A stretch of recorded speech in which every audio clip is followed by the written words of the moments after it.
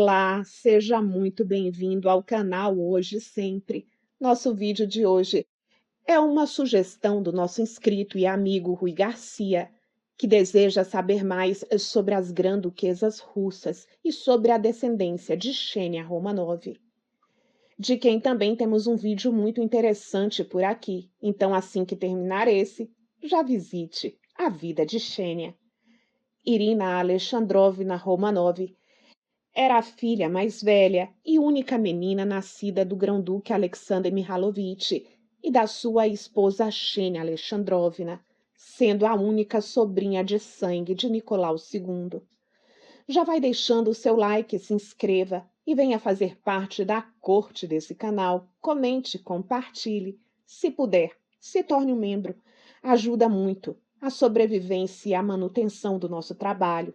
E vamos à nossa história.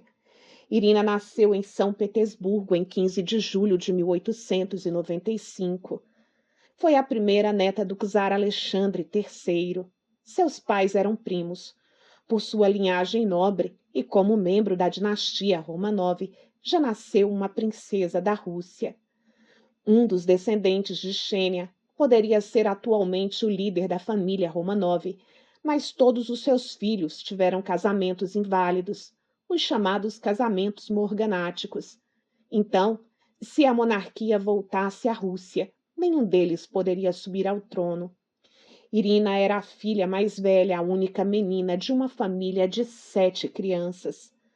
Quando era pequena, era tímida e falava pouco, mas já era muito bonita. Possuía um belo par de olhos azuis escuros e um belo cabelo longo negro. Fisicamente, parecia-se muito com a sua prima Tatiana, a filha do czar, cerca de 2 anos mais nova do que ela, e por isso ficaram conhecidas como as primas sósias. Por causa de Irina e da sua semelhança com a prima, podemos imaginar como Tatiana seria se tivesse chegado à vida adulta. Na intimidade, era frequentemente chamada de Irene, a versão francesa do seu nome, já sua mãe, a grã-duquesa Xênia, a chamava de Beberina. Em 1906, a família se mudou, passando a viver longos períodos no sul da França. O motivo para terem se afastado foram os desentendimentos políticos entre seu pai e o czar. As crianças viveram a maior parte de sua infância fora de seu país natal e, por isso, tornaram-se fluentes em vários idiomas. Em casa, falavam melhor o francês e o inglês do que o próprio russo e utilizavam as versões francesas e inglesas dos seus próprios nomes. À medida que a princesa crescia, já se destacava por sua beleza, tipicamente Romanov, e era considerada uma das moças mais elegantes da Rússia imperial, além de ser muito educada e culta. Seu pai, o grão-duque Alexander Mihalovich, passou a manter um caso extraconjugal com uma mulher no sul da França e, infeliz, insistiu com a grã-duquesa Xênia por um divórcio, mas ela se recusou. Por sua vez, a grã-duquesa também passou a ter os próprios amantes, e nem sempre era possível manter as aparências de um casamento feliz. A situação claramente era de ruptura, mas eles tentavam esconder isso dos filhos e tentaram dar a eles uma infância tranquila e feliz, por dentro de uma família ruída. Irina conheceu o príncipe Félix Yusupov e se encantou por ele. Sobre seu primeiro encontro, consta o seguinte relato feito pelo príncipe, abre aspas, um dia, quando eu estava cavalgando, conheci uma garota muito bonita, acompanhada por uma senhora idosa. Nossos olhos se encontraram e ela causou uma impressão tão grande em mim que eu retive meu cavalo para olhar para ela enquanto ela caminhava. Fecha aspas. Deixou ele registrado em seu livro de memórias. Corroborando com o destino, em 1910, ele recebeu uma visita da família de Irina e ficou feliz em descobrir que a garota que ele tinha visto na trilha de equitação era a única filha do casal e que poderia conhecê-la melhor. Abre aspas. Dessa vez, tive muito tempo para admirar a beleza maravilhosa da garota que eventualmente se tornaria minha esposa e companheira para toda a vida. Ela tinha belas características. Era muito tímida e reservada, o que acrescentou um certo mistério ao seu charme. Pouco a pouco, Irina se tornou menos tímida. No início, seus olhos eram mais eloquentes do que sua conversa, mas à medida que ela se tornava mais expansiva, aprendi a admirar a agudez de sua inteligência e seu bom senso. Eu não escondi nada da minha vida passada dela, e longe de ficar perturbada com o que eu disse a ela, ela mostrou grande tolerância e grande compreensão. Fecha aspas. Félix escreveu que Irina, talvez porque cresceu com tantos irmãos, não mostrou nenhum artifício e nenhuma falta de honestidade, o que fizera com que ele se afastasse do relacionamento com outras mulheres. Em 1913, com 19 anos, Irina expressou sua vontade de se casar com o príncipe Félix, herdeiro da maior fortuna privada da Rússia. Félix, decidido que Irina seria uma esposa perfeita, tentou convencer a família dela. Mas o rapaz não tinha boa reputação e sua mãe, a grã-duquesa Xênia, se opôs ferozmente. Sua bissexualidade era conhecida pela sociedade muito mal vista. Não era segredo para ninguém, nem mesmo para Irina, que Félix gostava de se vestir com roupas femininas e tinha relações sexuais, tanto com homens como com mulheres.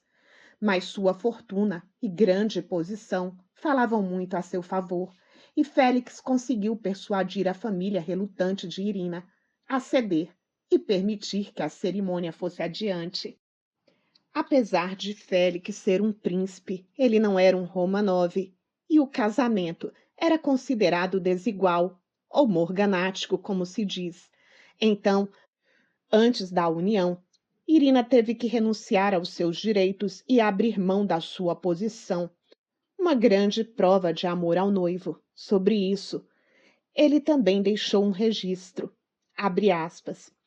Todos os membros da dinastia que se casaram com alguém que não era de sangue real eram obrigados a assinar um documento renunciando aos seus direitos ao trono. Embora Irina estivesse muito distante na linha de sucessão, ela teve que cumprir esse regulamento antes de se casar comigo, mas isso não parecia preocupá-la. Fecha aspas. A única filha de Xênia casou-se no dia 9 de fevereiro de 1914, na presença do czar Nicolau II, seu tio, que a levou até o altar. O casamento aconteceu no Palácio Anikov, casa da imperatriz viúva Maria Feodorovna da Rússia.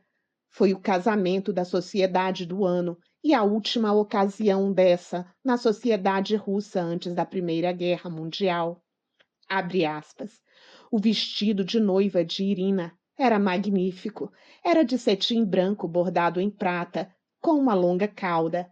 Seu véu facial pertenceu a Maria Antonieta. Era segurado por uma tiara de cristal de rocha e diamantes. Fecha aspas. Essa descrição foi feita pelo próprio noivo. Os convidados do casamento comentaram sobre o casal, como eram atraentes, Félix e Irina juntos. O presente de casamento do czar para ela foi um saco de 29 diamantes não lapidados, variando de 3 a 7 quilates.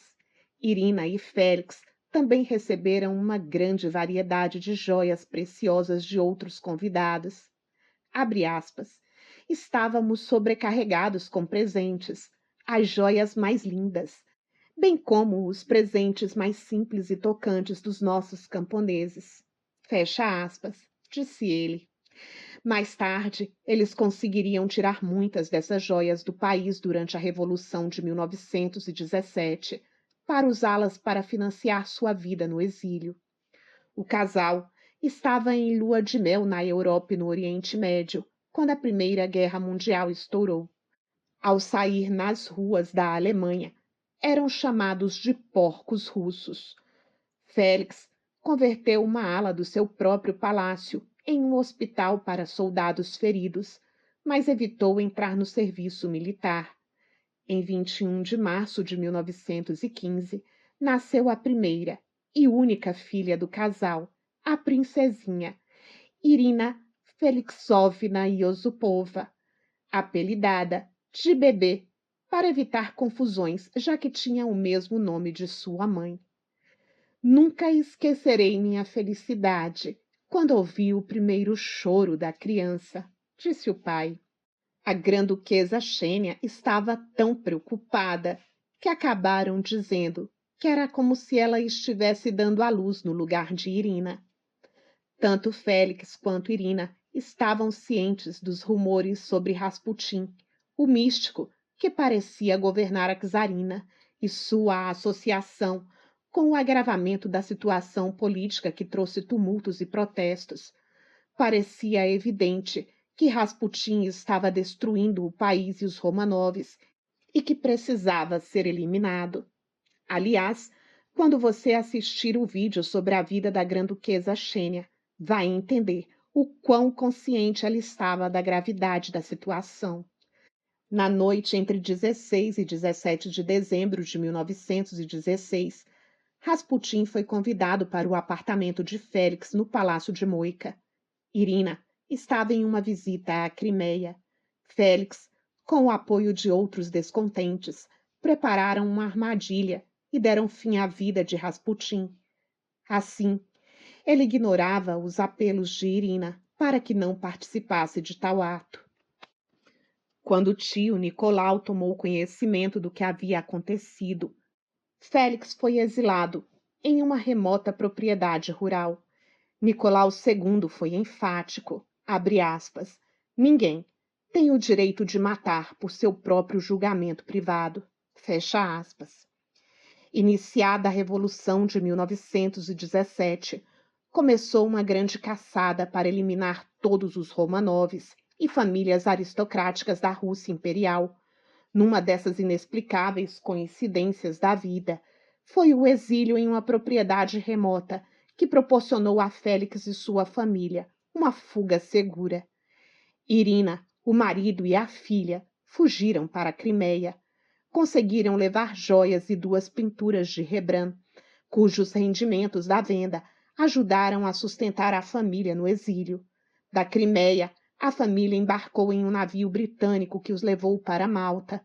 De lá, eles viajaram para a Itália e de trem para Paris. Na Itália, sem visto, Félix subornou os funcionários com diamantes.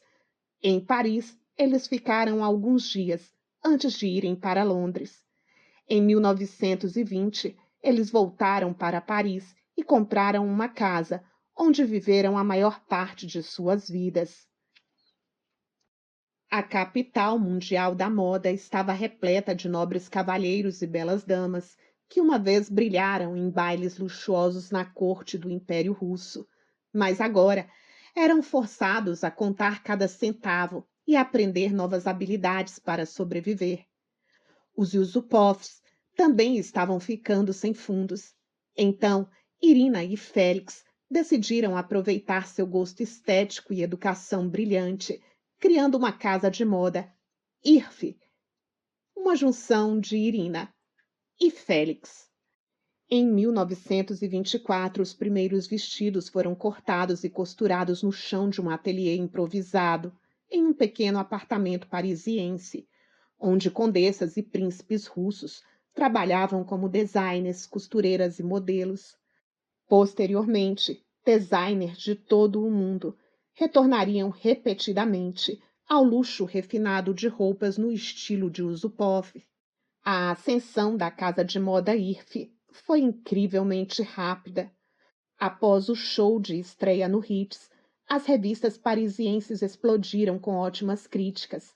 Os designs originais e o estilo refinado das roupas combinavam perfeitamente com a moda da década de 1920, e os modelos aristocráticos deixaram o público louco com sua graça e sofisticação. A casa de moda dos Yusupov durou até a falência em 1931, quando as roupas lacônicas e confortáveis de Coco Chanel entraram na moda. If foi mais tarde relançada por Olga Sorokin em 2008. A filha deles acabou sendo criada pelos seus avós paternos até os 9 anos. A família se reunia em raras ocasiões e, apesar de adorar o pai, a bebê tinha um relacionamento mais distante com sua mãe. A família manteve um estilo de vida luxuoso e extravagante, o que os fez ir à derrocada muito rapidamente. Mais tarde, ganharam um processo contra a MGM pela produção de um filme de 1932 chamado Rasputin e a Imperatriz. O filme, em seu roteiro, trazia um caso de amor vivido entre Rasputin e uma fictícia sobrinha do czar, chamada Natasha. Porém, a única sobrinha de sangue Romanov do czar era Irina, o que deu margens para a abertura de um processo. Félix também escreveu as suas memórias, das quais foram extraídas algumas citações para esse vídeo. Pelo resto de sua vida, ele foi assombrado por ter participado da morte de Rasputin e tinha pesadelos constantes com o mago. Em 1967, o casal adotou o mexicano Vítor Contreras, que mais tarde se tornou um famoso escultor nos Estados Unidos e na Europa. A essa altura, sua filha Irina já estava casada e morava em Roma. Os Yusupovs chegaram ao fim em um modesto apartamento em Paris. Irina e Félix, próximos um do outro, sempre juntos, viveram distantes de sua filha, mas desfrutaram de um casamento feliz e bem-sucedido por mais de 50 anos. Quando Félix morreu em 1967, Irina foi atingida pelo luto e morreu 3 anos depois, em 26 de fevereiro de 1970, aos 96 anos de idade. Eles entraram para a história como um lindo exemplo de compreensão mútua, amor e lealdade um ao outro, até o fim. Espero que essa história tenha encantado você. Espero saber a sua opinião e as conclusões desse vídeo nos nossos comentários. Muito obrigada pela sua atenção. Aproveito para te desejar um excelente final de semana. Nos encontramos já já, aqui embaixo, no nosso cantinho de troca de ideias. Até já!